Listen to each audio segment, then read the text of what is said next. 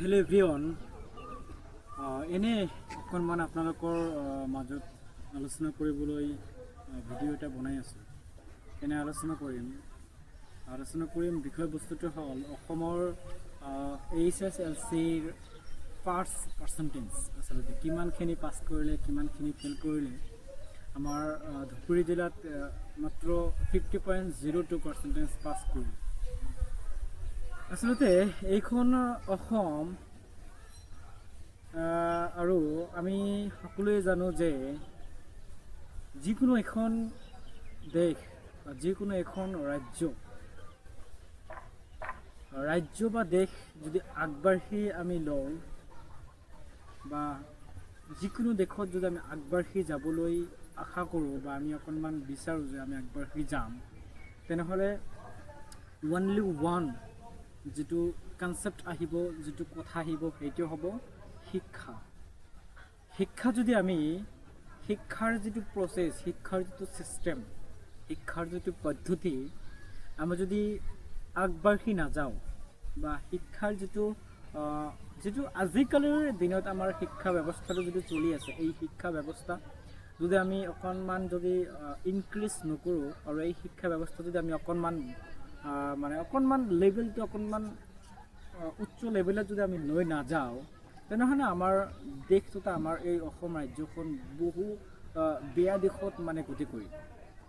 গতিকে আপোনালোকক মই কওঁ, বিশেষকৈ আমাৰ নিজৰ যিটো ঘৰৰ ডিষ্ট্ৰিক্ট বা নিজৰ যিটো জিলা, এই জিলাৰ যিটো ৰিজাল্ট আজিকালি ওলাইছে, এই ৰিজাল্টটো আপোনালোকে সকলোৱে চাইছে যে ধুবুৰীৰ ৰিজাল্ট খুবেই বেয়া। মাত্ৰ 100জনৰ ভিতৰত মাত্ৰ 50জনহে পাছ কৰিছে। তথাপিও কম, আৰু ইমান পাৰ্চেণ্টেজ ৰিজাল্ট যে ইমান বেয়া ল'ৰা ছোৱালীসকলৰ, এইটো কিয় হ'ল আৰু এনেকুৱা ৰিজাল্ট আমি কিয় দেখিব লগা হ'ল? বেলেগ যিটো আমালোকৰ দেশ, তাত আমাৰ অসমৰে যদি আমি কওঁ, বেলেগ যিটো আমালোকৰ ডিষ্ট্ৰিক্ট আছে, যেনেকুৱা ডিমা হাছাও, ৰিজাল্ট বহুত ভাল। তেনেকুৱা আজি আমাৰ ধুবুৰী জিলাৰ এনেকুৱা ৰিজাল্ট কিয় বেয়া? আজি আপোনালোকক যদি মই কওঁ যে আমাৰ ধুবুৰী জিলাত বিশেষকৈ ধুবুৰী যিটো টাউন, এই টাউনত কিন্তু আজিকালি বহুত প্ৰাইভেট কলেজ, প্ৰাইভেট বিদ্যালয় কিন্তু আছে। ইমান প্ৰাইভেট বিদ্যালয়, ইমান প্ৰাইভেট কলেজ থকা সত্ত্বেও আমাৰ ল'ৰা ছোৱালীসকলে কিয় ফেইল কৰিবলগীয়া হয়, কিয় পাছ নকৰে কিয়? আচলতে আমি দেখিছোঁ প্ৰতিটো স্কুলৰ যিটো গভৰ্ণমেণ্ট স্কুল, আটাইতকৈ গভৰ্ণমেণ্ট স্কুলৰ ৰিজাল্টখিনি খুবেই বেয়া আৰু বেছি বেয়া। ইয়াৰ তুলনামূলকভাৱে ইয়াৰ সমান্তৰালকৈ আমাৰ প্ৰাইভেট স্কুলৰ ৰিজাল্টখিনি কিন্তু খুবেই বেয়া। ইমান প্ৰাইভেট কলেজ থকা, ইমান প্ৰাইভেট স্কুল থকা সত্ত্বেও আমাৰ ৰিজাল্টখিনি ল'ৰা ছোৱালীসকলৰ কিয় ইমান বেয়া হয়? এনেকুৱা যদি গোটেই বছৰ বা প্ৰতি বছৰে যদি এনেকুৱা ৰিজাল্টখিনি আমি এনেকুৱা টাইপৰ যদি ৰিজাল্ট যদি আমি পাওঁ, তেনেহ'লে আমাৰ ৰাজ্যখন কেনেকৈ আগবাঢ়ি যাব? আগৰ জ্ঞানী গুণী মানুহে বা বিশেষ মহাপুৰুষসকলে কথা কৈ গৈছে যে যদি কোনো এখন দেশ আগবাঢ়ি লৈ যাওঁ, তেনেহ'লে প্ৰথম আমাৰ শিক্ষাৰ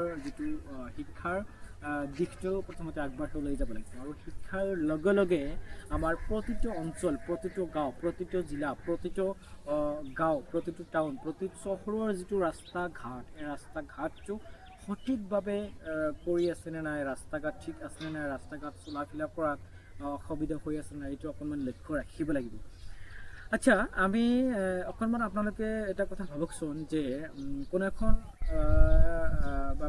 বিদ্যালয়ৰ ওচৰে পাঁজৰে যদি ৰাস্তা ঘাট বেয়া থাকে, সেই ওচৰে পাঁজৰে থকা ছাত্ৰ ছাত্ৰীসকলে যদি সেই ৰাস্তাৰে যদি যায়, যদি অসুবিধা হয়, তথাপিও সেই ষ্টুডেণ্টে বা সেই ছাত্ৰ ছাত্ৰী এজনে ৰিজাল্টখিনি ভাল কৰিব নোৱাৰে, কাৰণ অসুবিধা হয়, সময় অকণমান বেছি লাগে। এইটো অকণমান আহি পৰে, আমাৰ মাজত আহি পৰে, এইটো কনচেপ্ট অকণমান আহি পৰে। গতিকে খুবেই বেয়া, ধুবুৰীৰ ৰিজাল্ট খুবেই বেয়া। আৰু এনেকুৱা ৰিজাল্ট যে আচলতে হ'ব, আমি আচলতে ভাবিব নোৱাৰোঁ যে ইমান প্ৰাইভেট কলেজ থকা সত্ত্বেও, ইমান প্ৰাইভেট স্কুল থকা সত্ত্বেও ৰিজাল্ট আচলতে ইমান কিয় বেয়া হয়, এইটো অকণমান ভাবিবলগীয়া কথা। আমি আচলতে আপোনালোকে মোক বা কমেণ্টত আপোনালোকে কওকচোন যে কি কৰিলে, কেনেকুৱা পদক্ষেপ ল'লে আমাৰ ল'ৰা ছোৱালীসকলৰ পঢ়া শুনা বা ৰিজাল্টখিনি ভাল হ'ব। আমি সকলোৱে বিচাৰোঁ যে আমাৰ ল'ৰা ছোৱালীসকলৰ ৰিজাল্ট যাতে লাষ্ট এণ্ড ফাইনেল ৰিজাল্টখিনি যাতে ভাল হয়, আমি এইটো সকলোৱে কিন্তু বিচাৰোঁ। গতিকে আপোনালোকে অকণমান কওকচোন, কমেণ্টত অকণমান কওক যে ৰিজাল্ট কেনেকৈ ভাল কৰিব পাৰোঁ, কি পদক্ষেপ ল'ব লাগে, আচলতে কি এক্টিভিটি আপোনালোকে কৰিব লাগে, কেনেকৈ ক্লাছ পাতি আপোনালোকে কৰিব লাগে, এইটো অকণমান কওক। আৰু আমি সকলোৱে আৰু এটা কথা, আমি ল'ৰা ছোৱালীসকলৰ ৰিজাল্ট বেয়া হ'লে আমি স্কুলৰ অকণমান দোষ দিওঁ, ছাৰসকলৰ দোষ দিওঁ, আমাৰ ব্যক্তিগত কিছুমান দোষ থাকে, আমাৰ গাৰ্জিয়ান বা আমাৰ অভিভাৱিকাসকলৰ কিছুমান দোষ থাকে। আমি ল'ৰা ছোৱালীসকলৰ প্ৰতি অকণমান কনচিয়াছনেছ তেওঁলোকৰ বহুত মানে কমি গৈছে, বহুত কমি গৈছে। আমাৰ ল'ৰা ছোৱালীসকলে স্কুল গৈছে নে নাই, পঢ়া শুনা কৰি আছে নে নাই, মোবাইলত কি চাই আছে, মোবাইলত কোনটো ৱেবছাইট চাই আছে, এইটো আমি অকণমান কনচিয়াছ নহয় আমাৰ আজিকালিৰ অভিভাৱিকাসকলেও। ল'ৰা ছোৱালী এজনৰ নিজৰ বাচ্চাসকলৰ বা ল'ৰা ছোৱালীসকলৰ ৰিজাল্টৰ ওপৰত কিন্তু অভিভাৱকসকলৰ কিন্তু বহুত গুৰুত্ব থাকে, বহুত দায়িত্ব থাকে। আমি এই দায়িত্ব কিন্তু আজিকালি আমি কিন্তু পালন নকৰোঁ। গতিকে আমাৰ গাৰ্জিয়ান আমি সকলোৱে যাতে আমাৰ এই সমাজখন বা আমাৰ ল'ৰা ছোৱালীসকলক যাতে আমি অকণমান কেয়াৰিং কৰি, আমি অকণমান কনচিয়াছ হওঁ, আমি অকণমান ল'ৰা ছোৱালীসকলক আমি অকণমান দায়িত্ব অকণমান লওঁ যে আমি ল'ৰা ছোৱালীসকলক ভালকৈ পঢ়ুৱাম, ভাল এখন স্কুলত পঢ়ুৱাম। স্কুলৰ লগে লগে আমি স্কুলৰ পেৰালেলি সমান্তৰালকৈ আমি ঘৰত যদি অকণমান কেয়াৰ কৰোঁ, অকণমান যাতে যত্ন লওঁ, পঢ়ি আছেনে নাই, স্কুলত গৈ আছে নাই, টিউশ্যনৰ সময়, এই সময়খিনিত গৈ আছে নাই, টিউশ্যন কৰি আছে নাই, ছাৰৰ লগত অকণমান কমিউনিকেশ্যন কৰক। আমাৰ আজিকালিৰ অভিভাৱকসকলৰ ছাৰসকলৰ লগত কোনো ধৰণৰ কমিউনিকেশ্যনছ নাই।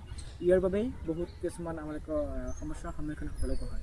তো আপোনালোকে এটাই কথাই কওঁ, আমাৰ ল'ৰা ছোৱালীসকলক আগুৱাই লৈ যাব লাগিব। আমাৰ এই দেশখন, আমাৰ অসম তথা ভাৰতবৰ্ষ যাতে আমাৰ বিশ্বৰ দৰবাৰত যাতে আমি তুলি ল'ব পাৰোঁ, এয়াই আমি বিশ্বৰ দৰবাৰত যাতে আমি উজ্বলাই তুলিব পাৰোঁ, এয়াই আমাৰ কামনা।